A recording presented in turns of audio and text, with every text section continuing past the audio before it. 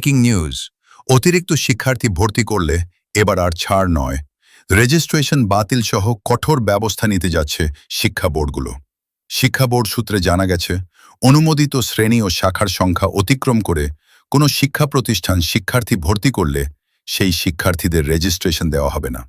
ইতোমধ্যে দেশের সব নিম্ন মাধ্যমিক, মাধ্যমিক ও কলেজিয়েট বিদ্যালয়ের প্রতিষ্ঠান প্রধানদের কাছে চিঠি পাঠানো হয়েছে।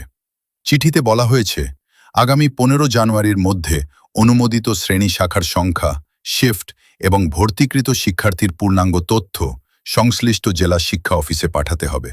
শিক্ষা বোর্ডের একজন কর্মকর্তা জানিয়েছেন, এক শাখায় সর্বোচ্চ 55 জন, 2 শাখায় 110 জন এবং 3 শাখায় 165 জনের বেশি শিক্ষার্থী ভর্তি করা যাবে না।